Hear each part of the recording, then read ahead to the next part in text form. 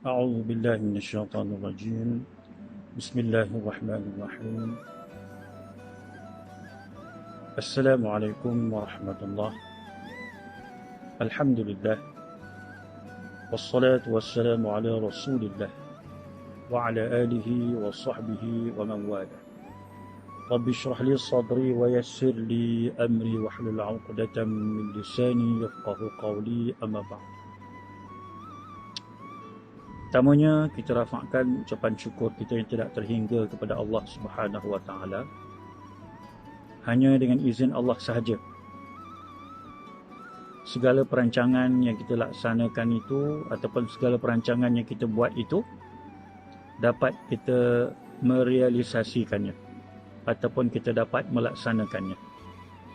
Tanpa keizinan Allah, pasti apa yang kita rancang kita tak akan mampu untuk melaksanakannya. Maka alhamdulillah, itulah ucapan yang utama yang perlu kita ucapkan setelah apa yang kita rancang ini diperkenankan oleh Allah Subhanahu wa taala untuk kita laksanakannya. Begitulah dalam kehidupan kita seharian. Setiap perkara yang kita mampu untuk laksanakan, yang kita dapat tunaikan, ingatlah, ianya adalah dengan keizinan daripada Allah Subhanahu wa taala. Maka ucapkanlah alhamdulillah. Dan insya-Allah dalam masa yang singkat yang diberikan kepada saya ini, insya-Allah kita akan berkongsi ilmu Allah Subhanahu wa taala berkaitan tajuk adab pergaulan dalam Islam. Baik, bila kita berbincang berkaitan dengan adab dan dikaitkan pula dengan Islam, ya, ianya adalah merupakan suatu akhlak yang dituntut oleh Allah Subhanahu wa taala dan Rasulnya untuk kita sebagai hamba Allah dan umat baginda Nabi melaksanakannya. Apabila dikaitkan dengan adab, maka tidak ada manusia lain untuk kita jadikan rujukan selain daripada baginda Nabi sallallahu alaihi wasallam. Bagaimana adab baginda Nabi sallallahu alaihi wasallam, maka itulah yang terbaik.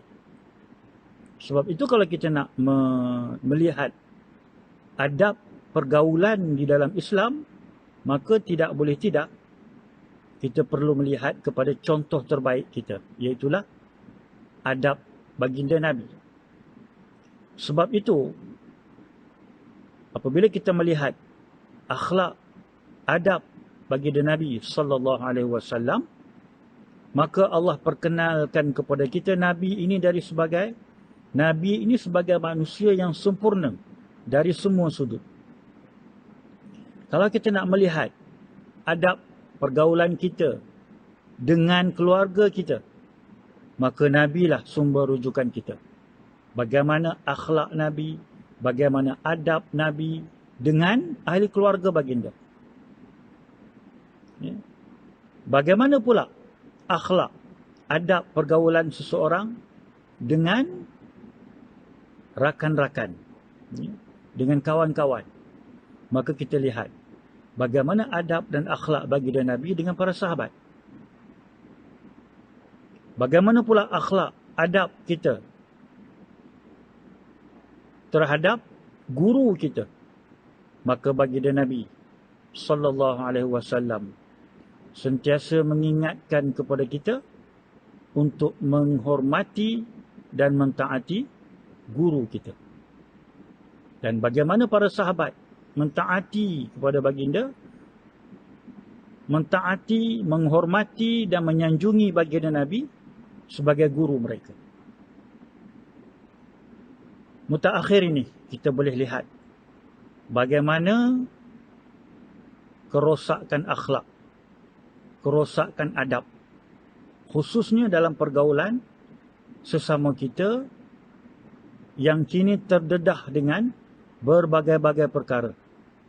Apatah lagi kita kini berada di dunia yang serba canggih, maka kita bukan hanya dituntut untuk beradab ketika kita berhadapan dengan orang lain, tetapi kita juga wajib menunjukkan akhlak yang mulia.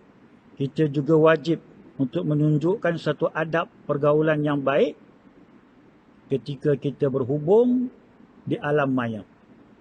Bagaimana kita cuba berhubung dengan orang lain dalam grup WhatsApp umpamanya. Bagaimana kita berhubung dengan orang lain melalui Facebook kita. Dan begitulah juga melalui media-media elektronik ataupun di alam maya ini. Berapa ramai yang kita boleh lihat rosaknya akhlak mereka, rosaknya adab mereka apabila kita membaca berbagai-bagai ayat yang mengguris perasaan, mengguris hati di dalam grup WhatsApp dan sebagainya. Dan ini adalah perkara-perkara yang sangat dituntut oleh Allah dan Rasul untuk kita jaga. Berpunca daripada akhlak dan adab yang baik inilah kita akan dikenali sebagai seorang yang bagaimana. Bukan ilmu itu yang menjadi ukuran. Bukan ilmu seseorang itu yang menjadi, orang kata, sebagai suatu perkara yang nak diikut, ataupun seseorang itu nak dihormati. Bukan kerana ilmunya. Bukan kerana ilmunya semata-mata, tetapi kerana akhlaknya, kerana adabnya. Itulah main point dia. Kita boleh lihat bagaimana kejayaan baginda Nabi SAW dalam dakwah baginda. Di era permulaan dakwah baginda, ramai para sahabat-sahabat yang cuba untuk mengikut ataupun untuk bersama dengan baginda. Kenapa? Bukan kerana ilmu baginda tinggi, tetapi kerana mereka mengenali siapa baginda, siapa Muhammad. Sehinggakan Muhammad ini digelar Al-Amin. Inilah punca kejayaan dakwah Nabi. Tapi sekarang ini manusia cuba meminggirkan akhlak, meminggirkan adab. Yang ditonjolkan ialah kehebatan ilmunya. Apabila ilmunya tinggi tetapi tidak ada adab, maka berlakulah apa yang sedang berlaku. Di dalam grup WhatsApp, saling caci mencaci, saling gelar menggelar. Dan akhirnya seorang yang berilmu tinggi bagaimana sekalipun, dia tidak mampu untuk berdakwah dan mengajak orang lain kepada kebaikan. Kenapa? Sebab apa yang orang lain nampak pada diri dia ialah keburukan akhlak, bukan ketinggian ilmu. Sebab itu selalu saya katakan bahawa akhlak itu didahulukan.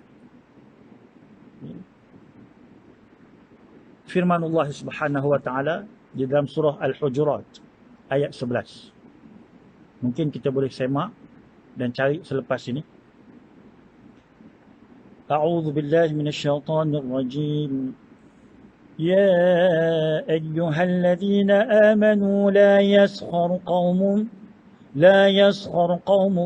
min qaumin 'asa an yakunu khairan minhum ولا نساء من نساء عسى أن يكن خيرا منهن ولا تلمزوا أنفسكم ولا تنابزوا بالألقاب بئس الاسم الفسوق بعد الإيمان وَمَنْ لَمْ يَتُبْ فَأُولَٰئِكَ هُمُ الظَّالِمُونَ.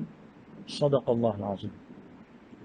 Wahai orang-orang yang beriman, janganlah kamu mencela sesuatu kaum. Mungkin kaum yang kamu cela itu lebih baik daripada kamu. Dan janganlah seorang perempuan itu mencela perempuan yang lain. Mungkin perempuan yang dicela itu lebih baik daripada mereka. Wala talmizu anfusakum, jangan kamu membuka aib di kalangan kamu. Wala tanabazu bil alqab, jangan kamu menggelarkan seseorang dengan gelaran yang buruk. Bi'sal ismul fusuq ba'dal iman, kerana menggelarkan orang lain dengan gelaran yang buruk itu adalah sifat manusia yang fasik. Maka bi'sal ismul fusuq ba'dal iman, panggilan fasik itu adalah panggilan yang buruk selepas seseorang itu beriman. Artinya apa? Menggelarkan orang dengan satu gelaran yang buruk, yang tak elok, yang tak disukai oleh orang itu, maka itu sebenarnya sifat manusia yang fasik. Manusia fasik ini antara ciri-cirinya, dia merasakan diri dia lebih hebat daripada orang lain. Dia merasakan diri dia lebih baik daripada orang lain. Dia suka membuka aib orang lain. Dan dia suka menggelar orang lain dengan gelaran-gelaran yang buruk. Ini adalah ciri-ciri manusia fasik. Siapa suka dipanggil manusia fasik? Tak ada siapa suka pun. Bi'sal ismul fusuq ba'dal iman. Seburuk-buruk nama, iaitu fasik, itulah sebaik-baik ataupun seburuk-buruk nama selepas seseorang itu beriman. Pastinya orang yang beriman tidak suka dipanggil fasik. Tetapi berapa ramai orang yang melakukan ataupun berapa ramai manusia yang memasukkan sifat-sifat, ciri-ciri fasik itu dalam diri mereka. Tanpa disedari, mereka menjadi manusia fasik. Yang memanggil mereka fasik bukan manusia, tetapi Allah menyatakan dalam ayat 11 dalam surah Al-Hujurat. Manusia-manusia fasik, inilah antara ciri-cirinya. Sebab itu, kita tidak suka dipanggil fasik, tetapi dalam masa yang sama, jangan kita masukkan sifat-sifat, ciri-ciri fasik itu dalam diri kita. Jadi mudah-mudahan, kalaupun ada perkara-perkara yang kita nyatakan ini pernah kita buat, pernah kita menggelarkan orang lain dengan gelaran yang tak elok, pernah kita membuka aib orang lain, pernah kita merasa diri kita hebat dan orang lain tidak hebat seperti kita, bertaubatlah, berubahlah. Kenapa? Sekiranya kita diberi pesanan, diberi peringatan tentang perkara-perkara ini, namun kita masih berdegil, tidak mahu berubah, tidak mahu bertaubat, maka pesanan Allah yang terakhir dalam ayat 11 ini ialah وَمَنْ لَمْ يَتُبْ, sesiapa yang tidak mahu bertaubat daripada sifat-sifat fasik ini, فَأُولَٰئِكَ هُمُ الظَّالِمُونَ, inilah golongan yang zalim. Mereka lah orang-orang yang zalim. Siapa kata? Allah kata. Sebab itu mudah-mudahan peringatan yang saya berikan ini akan berbekas di hati saya yang bercakap dan juga di hati anak-anak yang mendengar dan sesiapa sahaja yang mendengar. Bergaullah dengan akhlak yang terpuji. Kerana itu satu tuntutan dalam agama kita. Mudah-mudahan Allah jadikan kita sebagai asbab untuk orang lain mendapat hidayah. Allahumma ja'alni atau Allahumma ja'alna sababan liman ihtada. Jadikanlah kami ya Allah sebagai asbab untuk orang lain mendapat hidayah. Maka untuk menjadi asbab kepada orang lain mendapat hidayah, kata kuncinya ialah akhlak, adab perlu dijaga. Aqulu qawli hadha wa astaghfirullahal azim li wa lakum. Wassalamualaikum warahmatullahi wabarakatuh.